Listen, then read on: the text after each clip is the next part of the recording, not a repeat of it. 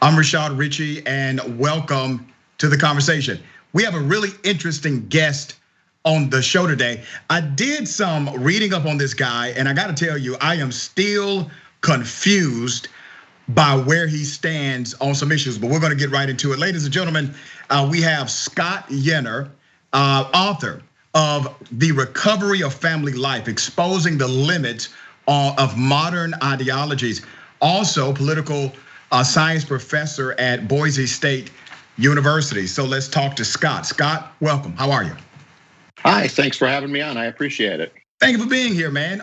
So let's get right into it because you have a lot to say about the traditional family or the modern family.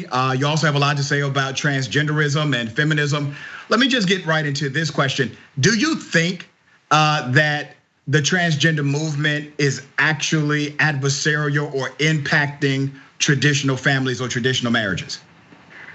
Yeah, I mean, I do. And the reason for that is that it seems to me that traditional marriage is going to depend on there being a man and a woman. And those categories kind of corresponding to some broadly accepted social roles and expectations. And all the movements in the modern regime that kind of upset those roles and expectations end up having a corrosive effect on the amount of family formation, the commitment that people end up having to family life and marriage, and the number of children that they have. And so I think not only transgenderism, but the sexual liberation movement and feminism itself have and are intended to have a kind of upsetting effect on the traditional family life. Now, Professor, you and I both are social scientists, so we believe in data, we believe in research. Let me ask you, do you have any research to show how many marriages have been split up by transgenders?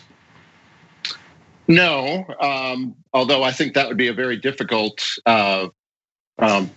project to try to execute. I think we do see that over the last 60 years, the movement out of which transgenderism itself grows, the sexual liberation movement and feminism have corresponded with declines in marriage rates, declines in marital stability, declines in birth rates. Now, I don't think it's a monocausal thing. I think there are other things that contribute to the decline of those elements, but it's very difficult to isolate one of those. Professor, in all due respect, Scott, you have isolated it. I agree with you 100%. These issues are not monolithic. They cannot exist in their own silo, which means they're always contributing factors in your variables. But you decided to isolate transgenderism, and then you said you can't really isolate it because then it's difficult to make a conclusion. But let me read some statistics about where decline of marriage, where the increase of divorce actually comes from. This is based on research. The number one reason for divorce, according to research, is lack of commitment. Number two, depending on the research study, is finances. Number three, arguments. Number four, infidelity. Number five, marrying too young. Number six, unrealistic expectations. I don't hear feminism nor transgenderism listed in any of that whatsoever. And this is based on individuals who have actually said, here's why I'm not married, and here's why I got divorced, and here's why you have this massive decline of individuals who are married. And before you answer that, let me go back to the 1700s and beyond, when marriage ratios were very high in America. You can't point to a high marriage ratio and say we had a remarkable society because women had to stay in marriages because it was basically illegal to sign a divorce contract if you were a woman, and it was illegal for you to own property if you were a woman. So that means the way the societal construct was configured, a woman had to remain married based on the system and the laws. It was not an indication of the morality of the country. What say you? All right, well, there's several things in there. So first of all, now I believe, and I think actual data supports this quite easily, that feminism and sexual liberation theories affect people's idea of what commitment is, how long commitments should be had, what people will argue over. And so even those studies that you cite really presume what commitment is and the direction in which that will end up shaping people's expectations. I think feminism has shaped the expectations of women and changed them in marriage. I think sexual liberation theories have changed men's expectations in marriage, and therefore they shape the way that both men and women are committed to marriage. So I don't think the statistics that you cite on divorce really point in any kind of direction like that. The second complex of issues that you bring up concerns kind of where the baseline should be. And I'm not even saying that the baseline should be 1720 or anything like that. I think that American the prescription on women owning property really faded away by 1850 and 60 in almost every American state. Divorce was legal in all states but one at the time of the American founding. It was more difficult to get, but it was legal. It became. But you do admit that had a complete influence. Sure. On the fact that women did not get divorced. The laws shape people's ideas, expectations. I believe that in the 1820s, and I believe that in 2020. And I've tried to be consistent with that to try to show what ideologies inform our laws end up leading to different kinds of practice. Okay, let's talk about feminism and. Two guys talking about feminism. Go figure. It's okay. Right? But let's talk about feminism because you do talk about it a lot in your articles, in your research, in your book. Feminism, to my understanding, and you tell me if you have a different definition of feminism, but feminism is basically a movement. It was a campaign or multiple campaigns that sought to make sure that women had reproductive rights, that women had access to healthcare, that women had laws to protect them if they were in a domestic violence situation or a relationship where that was a reality, that women fought for these particular rights, and these rights were codified in our American society. Do you agree that the feminism movement or the feminist movement helped usher in and become a catalyst for those rights I just described? Yeah, I think those are kind of how feminism works itself out in practice over time. I make a distinction between what I call retail feminism, which is how it works itself out in particular policies at particular times, and the overarching goals of feminism, which are articulated, I think, very nicely by early feminist thinkers, including Simone de Beauvoir. Kate Millett, I think, has the most precise articulation of what it stands for.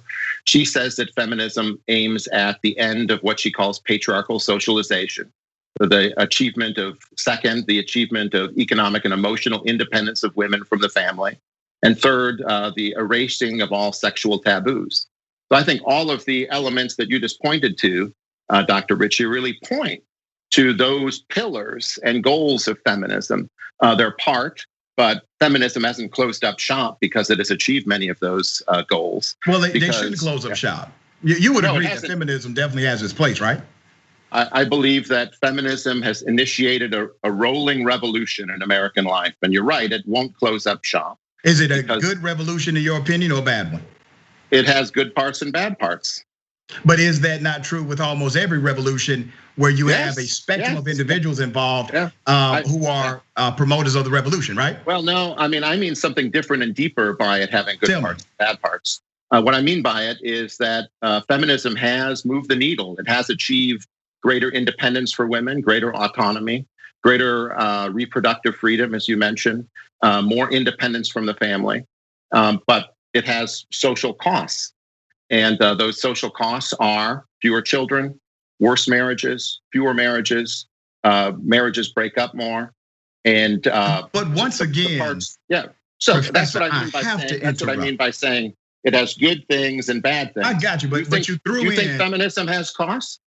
Tell me what study, what research, what can you point to that says feminism as a political movement, because that is the working definition of feminism. It is a political movement to make sure women have particular rights as you just described. What study can you cite to show that feminism has stopped marriages? That feminism is a contributing element to create a culture that less honors marriage and has fewer children. That less honors marriage? That honors marriage less. Yeah. What's your definition of traditional marriage, Professor? One man, one woman, one time. Where did you get that from? I don't know. I'm just kind of sitting here. It was me. Can I say that? What? Can I say one man, one woman, one time and have that be my answer? Well, you just said it. But where did you get that traditional marriage was between one man, one woman? Where did you get that from? Who taught you that? Well, it's in the laws of the Western world from basically 2000 until 2012.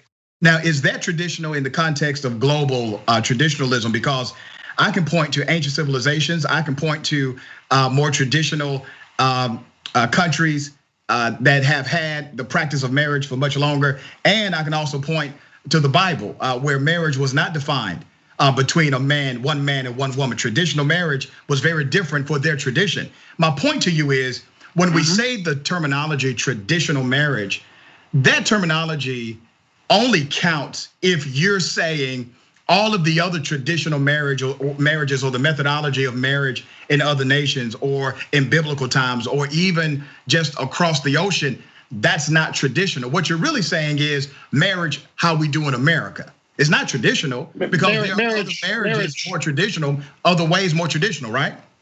Marriage, how we do it in the Roman, Greco-Roman, and Christian world. Yeah, the Western world is, I think, how I defined it. And I agree with what you say. I mean, I think there are various models within which marriage can be embedded. For instance, the barbarians that conquered Rome were very tribal. They didn't really have a public. It was basically a family way of organizing political society. Very extended, big distinction between those who are in the family and outside of the family. Those have existed in parts of the modern world. Well, I mean, we also have, you are polygamous families. I assume we have polygamous families as well, right? And it's not clear. It's not clear that Christianity condemns polygamous marriage. Well, do you? Well, I think all of these questions are kind of situational. In our particular place and time, I think polygamy would be a bad move for our society at this time. But I can imagine that there would be certain circumstances, for instance, in ancient Athens, after they suffered an extreme plague, where they encouraged polygamy because there were so few men and there was a need to repopulate the area. So I do think, I'm flexible on these matters. And I'm, I think social health is an important part of a marriage policy. Let me ask you about the question referencing children. Do you believe children are happier in marriages than if they're being raised by a single parent? I think that, many studies show, I think the best one is by David Blankenhorn in the late 90s, shows that the children thrive more when they live with their biological parents in an intact family. They learn more, they commit fewer crimes, they graduate from high school, they're more likely to go to college, they're more likely to accumulate capital over the course of their lives. Other indications too, but those are among them.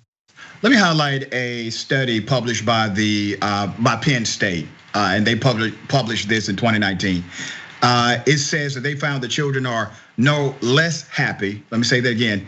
No less happy in single parent homes than in homes with a mother and a father. They also found in this study that is published that it is the quality of the relationship rather than the quantity of the relationship. The study took a sample size of 12,877 children from age 7 and up, 3 types of homes: biological mother and father, biological parent, step parent, and also a single parent home. And they followed this study. The study showed that the quality of the parents, regardless of single or 2-parent households, had more of a bearing on the child's development, happiness, and ultimate success than the simple number of parents in the household. What do you say to that study that was published? Yeah, I think I can agree with that study. The question would be whether or not marriage makes for better parenting. And does it? If married, I mean, really think about that. Does marriage make for better parenting? People who are committed and in it for the long term are more likely to see the things that they do in common to be things that they project forward in time. So you ever seen two people committed? I can agree. Yeah. What's that? You ever seen two people committed to be together and they're miserable? Yeah. They can't stand each other, but they're going to stay together. I've seen people who cohabitate do a great job. Yeah.